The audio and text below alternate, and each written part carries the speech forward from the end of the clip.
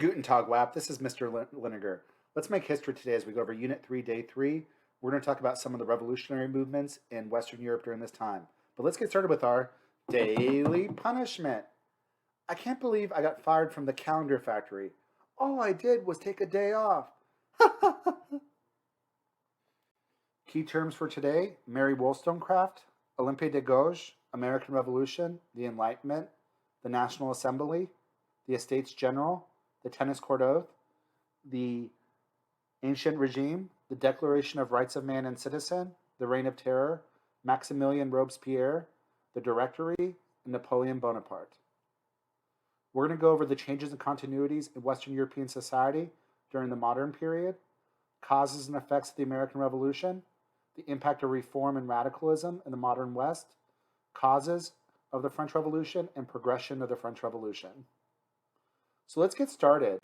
Let's talk a little bit about changes in Western Europe after 1850. We talked before about some of the poor working conditions for factory workers.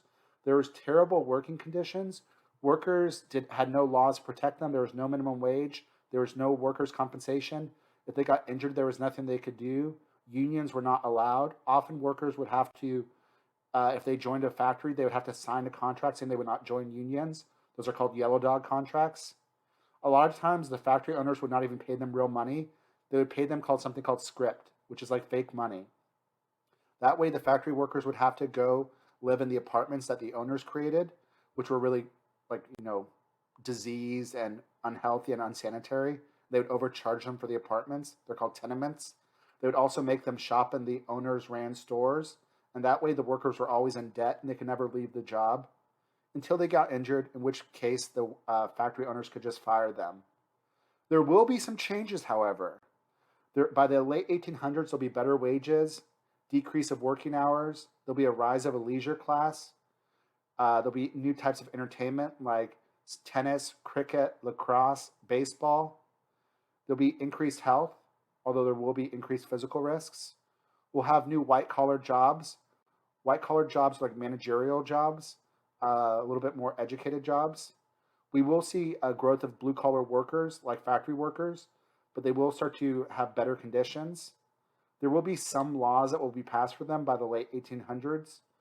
Like they'll make it like countries like in the Reform Bill in England, they'll make laws that will limit child labor and make children go to school. That was the Great Reform Bill. There'll be some things for like wages and how many hours you work.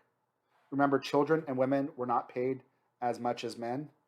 You will see increased urbanization, and you also see increased roles for women due to industrialization and education. So, the Enlightenment did call for equality, but like not all the Enlightenment philosophers extended it to women or slaves. There will be some contrary examples, however. Mary Wollstonecraft was an Enlightenment philosopher from England. She said that women possess the same natural rights as men, and she's going to push for political equality for women. Women are going to be crucial to revolutionary activities. One of the leaders, the early leaders of the French Revolution, was Olympe de Gouges. She pushed for full citizenship for women during the French Revolution. During the radical phase of the French Revolution, during the Reign of Terror, she will be executed. In the 1800s in America, women will meet in Seneca Falls, New York, and they'll sign something called the Seneca Falls Declaration, which will push for political equality for women and the right to vote. They'll base their document, the Seneca Falls Declaration, on the Declaration of Independence. We hold these truths to be self-evident, that all men and women are created equal. And by the late 1800s, some states in the United States will allow women the right to vote. Slavery will also be pushing the limits for reform. By the early 1800s, most countries had banned the slave trade. By the end of this unit, by the 1900s, slavery had been abolished by most nations.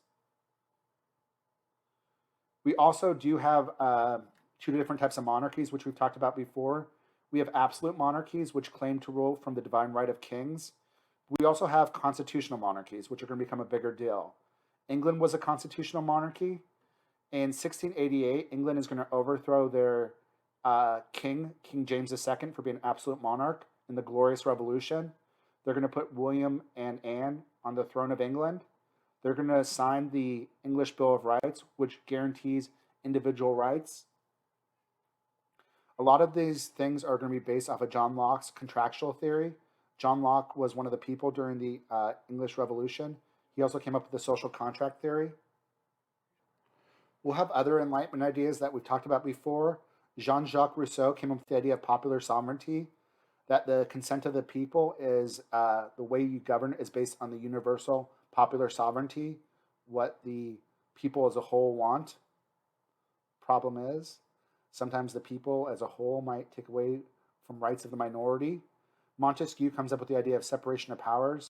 Voltaire, freedom of religion. Beccaria was against cruel and unusual punishment. Locke did the idea of natural rights. Yep. The Enlightenment is going to heavily influence like revolutions throughout this unit. And let's start off with talking about the American Revolution. The American Revolution was from 1776 to 1783. It started as a British colonist revolt. They were inspired by Enlightenment idea of natural rights. The colonists thought that their rights were being taken away because they did not have representation. One of the phrases from the American Revolution is no taxation without representation. They were upset with mercantilism, how the colonies were being forced to trade with the mother country, and they were being taxed to only trade with the mother country, like the Stamp Act, Tea Act, Sugar Act. They felt they weren't given representation. In 1775, they're going to revolt, and they're going to lead a war that's going to last till 1783. They're also upset because the British would not let them to move west of the Appalachian Mountains in the Proclamation of 1763. America will win the Revolutionary War. In the Treaty of Paris, 1783, they'll be given independence. The American Revolution is going to influence Latin America and France. It's also going to influence the French Revolution because the French Revolution loaned a lot of money during the American Revolution because they wanted to see England lose, and it's going to make France go bankrupt. The American Revolution is also important is they create their first form of government in the American Revolution is going to be the Articles of Confederation, which gave each one state one vote.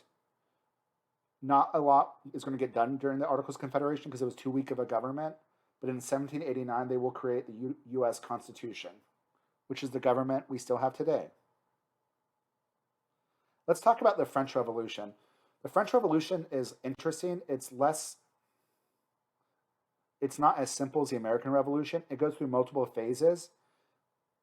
The French Revolution has a moderate phase, then it will switch to the left, and then switches to a right. It's like a pendulum on a cuckoo clock. Louis XVI is going to be forced to call the Estates General in 1789.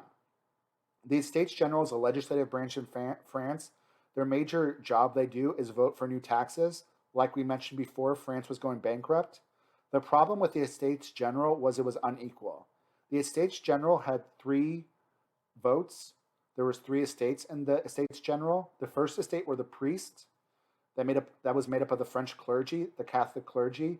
They made up 1% of the population. They paid no taxes. The second estate was the nobles. The nobles made up 9% of the population. They paid no taxes. The third estate were the peasants. They made up 90% of the population. They paid all the taxes.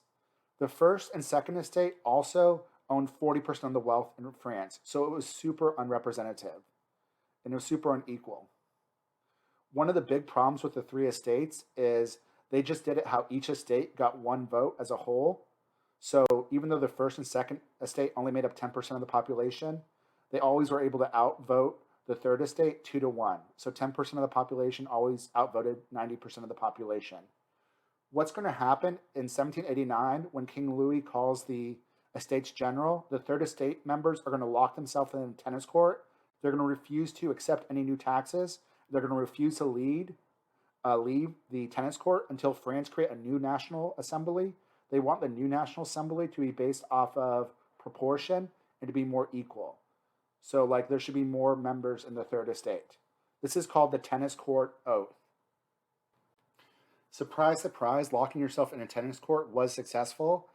France will create a new legislative branch called the National Assembly on June 17th, 1789. That will be based on proportion. The beginning of the French Revolution is considered July 14th, 1789. The people in Paris were worried that the King of France, King Louis, was going to try to get rid of the National Assembly. In Paris, there was a Bastille. A Bastille is like a fort that has all the weapons from the French army, like their guns, their gunpowder and stuff. The people in France were worried that the Bastille was going to be used and turned against the people in Paris. So on July 14th, they're going to storm the Bastille and take away the weapons and give it to the people. This is considered the beginning of the French Revolution. The National Assembly will create their declaration document called the Declaration of Rights of Man and Citizen. In 1791, France will become a constitutional monarchy, similar to England. However, France is going to shift to the leftward. They're going to become more radical.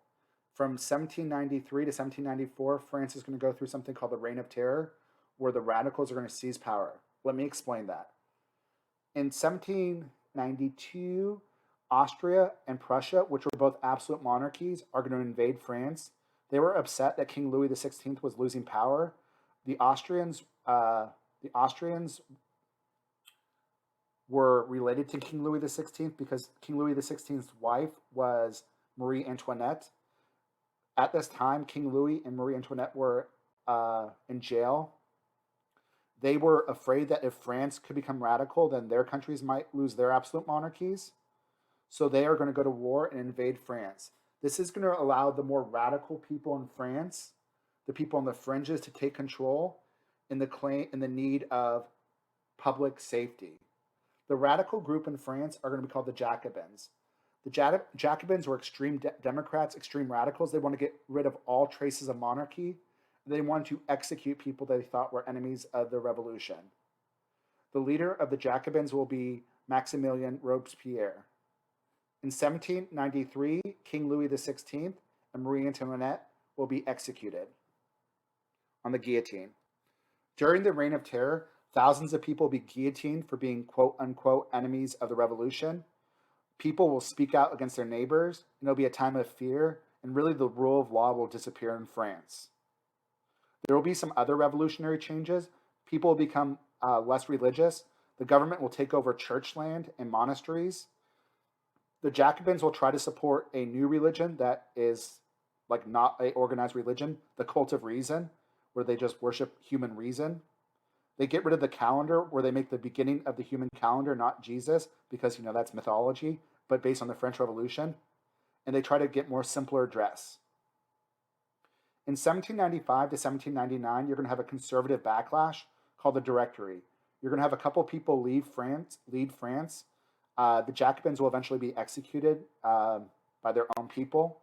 And you're going to have a group of people leading France from 1795 to 1799. And they're going to try to go against some of the worst excesses of the French Revolution. One of the people on the Directory was Napoleon Bonaparte. He was one of the major people here. He was a famous general. He had just won some major victories in Italy. And in 1799, he's going to lead the Thermidor coup, and he's going to seize power in France. In 1803, he's going to make himself Emperor of France. He's going to reintroduce absolute monarchy, but he is going to do ideas of the Enlightenment. So it's going to be enlightened absolutism. Technically, under Napoleon, France still has a National Assembly, but all the people in the National Assembly are handpicked by France, by Napoleon Bonaparte for France. He's going to make peace with the Roman Catholic Church and the Pope. He will do some very enlightened-ish ideas. He extends freedom of religion to Protestants and Jews, and he's going to try to codify all civil law. Civil law is written law. In France, there's tens of thousands of documents of laws. And he's going to try to combine them all in one document, the ones that he wants to use. And that's going to be called the Napoleonic Code. It's an example of civil law. Some of the things you see in the Napoleonic Code that Napoleon stressed is he pushed for political and legal equality for all adult men, and he does push for freedom of religion. The French Revolution is going to lead to an era of conflict between 1792 to 1814. There's going to be war between Napoleon and European powers. At first, Austria and Prussia go to war with France. Later, England will go to war, and Russia. It's going to become a global war. At first, France does really well. Napoleon was one of the greatest generals in world history. But over time, Napoleon will be defeated in 1815 in the Battle of Waterloo. Napoleon Bonaparte became a general at age 24. He makes himself consul for life in 1799, and in 1803, 1804, he proclaims himself emperor. Napoleon's going to go through a series of wars with European countries and a series of peaces. European countries like Britain saw Napoleon as a threat, somebody that just wanted to conquer all of Europe, and they're going to basically go to war with him nonstop for 20 years. By 1815, he finally is defeated. You look at the map on the right, you see that he conquered a lot of land. He was pretty legit. But he will be defeated in 1815, and Europe will go back to a semblance of normalcy, which we'll talk about more next class. All right, guys, that's all I have for you for today. Until next time, deuces. Deuces, deuces.